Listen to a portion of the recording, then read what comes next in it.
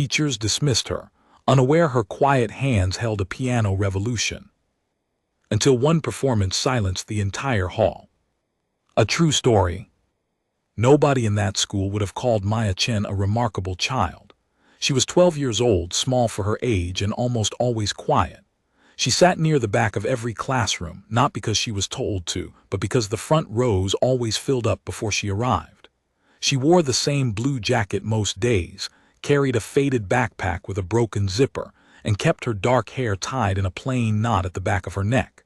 She never raised her hand unless she was certain. She never laughed loudly. She moved through the school hallways the way water moves around stones, carefully, without making much noise.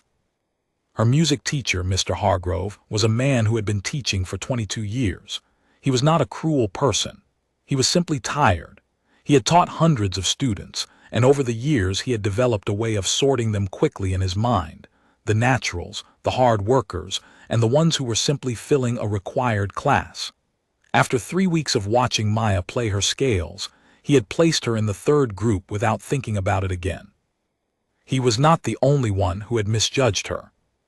Her homeroom teacher, Mrs. Pelton, thought Maya was shy and perhaps a little slow, not in an unkind way, but in the way adults sometimes read quietness as a lack of thought. The vice principal, a brisk man named Mr. Dolan who oversaw arts activities, had never noticed Maya at all. She was not a problem. She did not cause trouble. In a school full of noise and motion and need, she was simply invisible. But there was a room that knew her differently. It was in the back of her grandmother's dry-cleaning shop on a narrow street in Flushing, Queens. The shop smelled of steam and clean cotton. The machines made a low, steady hiss all day, and pushed against the far wall behind a rack of finished coats waiting to be collected sat an old upright piano. It was not a beautiful instrument. Several of its keys had yellowed. 3 of them were slightly out of tune, a problem that had existed for years and would probably never be fixed. The pedal cover on the left side was gone, replaced by nothing at all. A crack ran along the left edge of the lid. Maya had been playing that piano since she was 4 years old. It had started simply enough. Her grandmother, Nai, had found the piano at a neighborhood sale years before Maya was born. Nai could not play it herself, but she liked the idea of having it. It made the back room feel like something more than a back room. When Maya was old enough to reach the keys, she had pressed them one by one, slowly and carefully, the way a child touches something new and interesting. She had listened to each sound. She had pressed them again and again. By the time she was 6, she was finding patterns. By the time she was 8, she had taught herself to read sheet music using printed pages borrowed from the public library. She did not know what she was doing was unusual. She simply did it because it felt like the most natural thing in the world. At 9, her mother had found a second-hand DVD at a market sale, a recording of Van Cliburn performing at the 1958 International Tchaikovsky competition in Moscow. It cost $1. Her mother bought it without much thought, just as something to put in the collection. But Maya watched it obsessively. She watched it so many times that the disc began to skip near the end of the second piece. She watched it until she had memorized not just the music, but the way Van Cliburn sat, the way his body moved with the phrases, the way he seemed to breathe with the piano rather than simply press its keys. She began to understand something that most music teachers spend years trying to explain to their students. Music is not just correct notes in the right order. It is shape and feeling and weight. A phrase can be played perfectly and still sound empty, and a phrase can have one small imperfection and still break your heart. Maya did not learn this from a textbook or from a teacher. She learned it by sitting alone in a back room, listening to what she was playing and asking herself, "Does this feel true?" Most of the time, she knew when it did not, and she would play it again. In October of her 7th grade year, the school announced its annual winter recital. It was a showcase held in the school auditorium each December, always attended by parents and a few community members. The students chosen to perform were usually the advanced ones, those enrolled in the school's music enrichment program, or those whose teachers had put their names forward. Maya raised her hand in class and asked if she could be considered. Mr. Hargrove looked at her for a moment. He thought about the scales she played in class. He thought about the fact that she was not in the enrichment program. He thought about the recital and about the parents who would be watching and about the students he had already selected, students who he knew were ready. "The recital is really for our stronger performers," he said. His voice was not unkind. It was simply the voice of someone stating an obvious fact. "Maybe next year, once you have had more practice." Maya nodded. She did not argue. She picked up her pencil and looked at her paper and did not say anything else. Her mother tried as well. She came to the school on a Tuesday afternoon, after her first shift and before her second, still wearing the uniform from the restaurant where she worked mornings. Her English was careful and deliberate.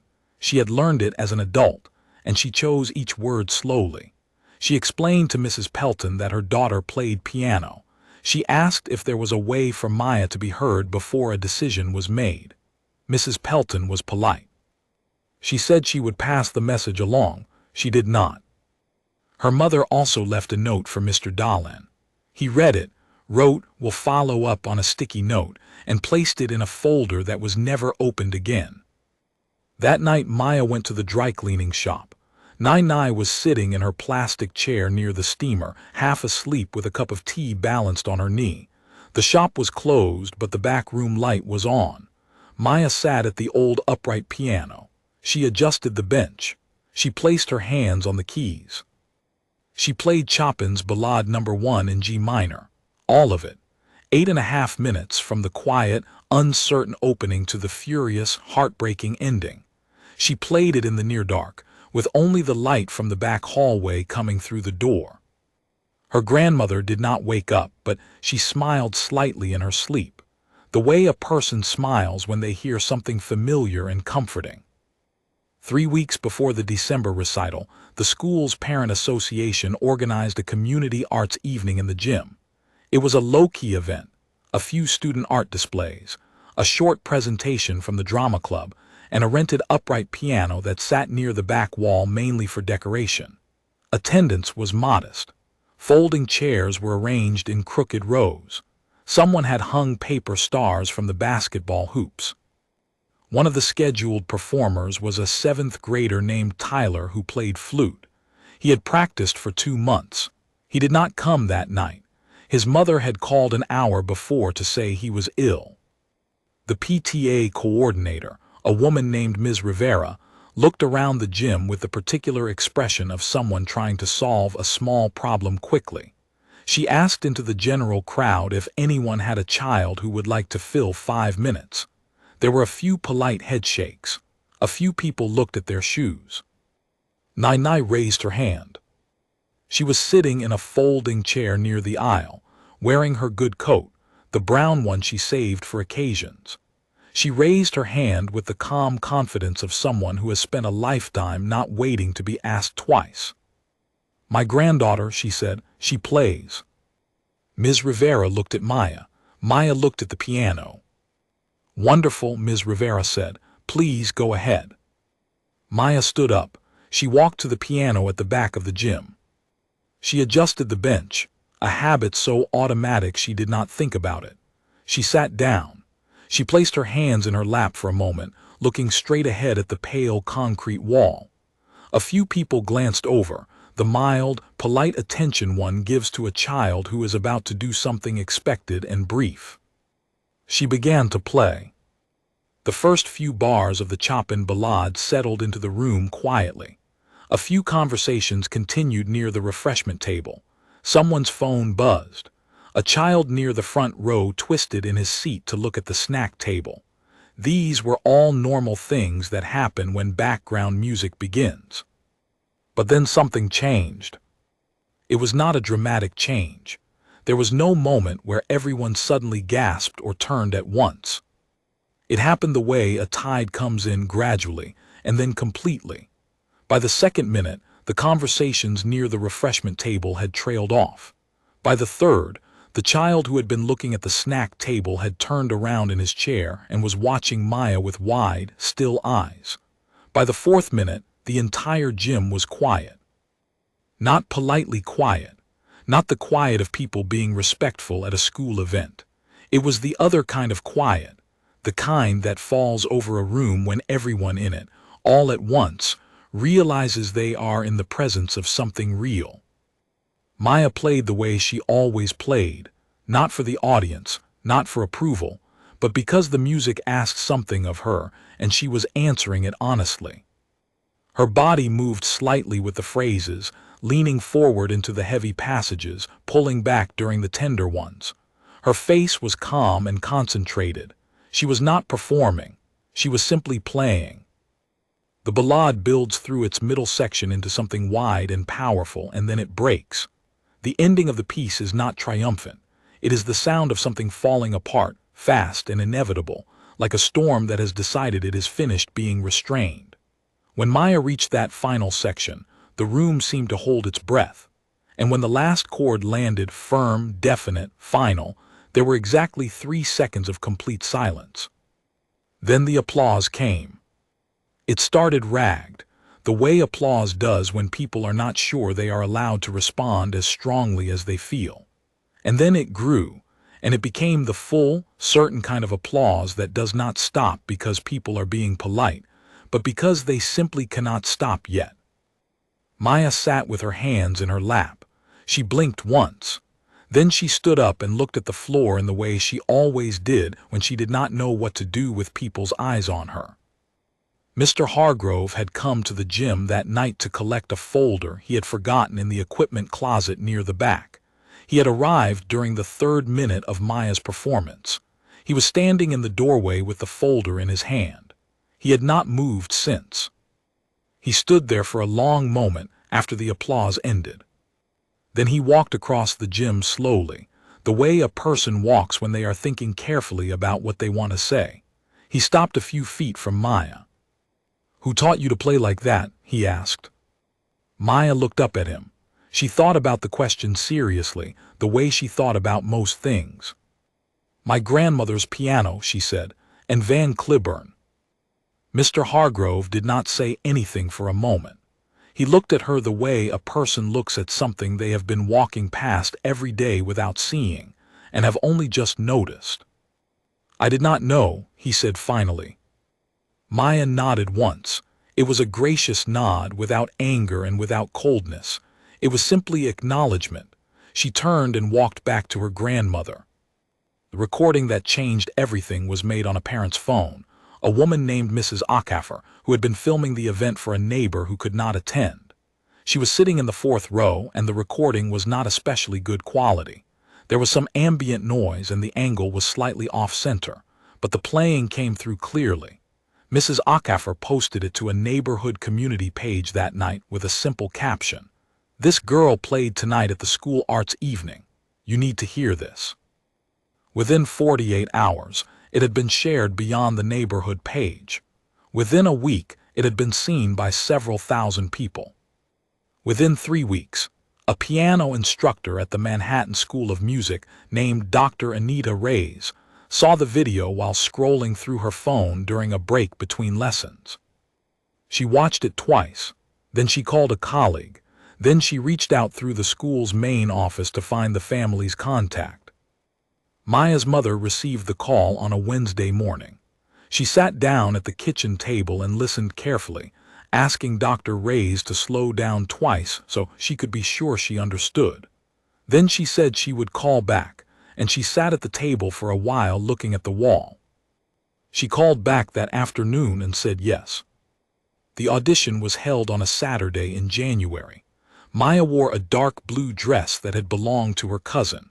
Nai wore the brown coat again. Maya's mother took a full day off work, her first in 4 months.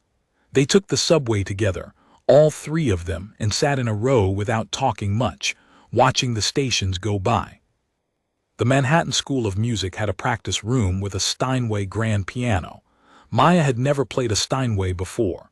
She sat at the bench for a moment before she began, pressing one key slowly and listening to the way the sound moved through the room. It was a different sound than the old upright in the back of the shop, fuller and wider and easier. She adjusted the bench. She placed her hands in her lap for a moment, looking straight ahead. Then she played the ballade. The panel of faculty sat at a long table across the room. There were 4 of them. They had heard many auditions. They held their pens and their notepads and they listened. Halfway through the piece, one of them stopped writing, then another. By the final section, none of them were writing at all. When Maya finished, she sat quietly. The room was still. Dr. Reyes leaned forward. She looked at Maya for a long moment, and then at her colleagues, and then back at Maya. "How long have you been studying?" she asked.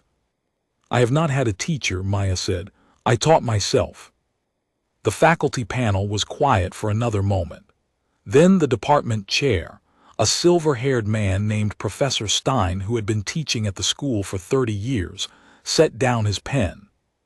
"She is not a student who was not ready," he said quietly, as if working out a thought. "She is a student we were not ready for."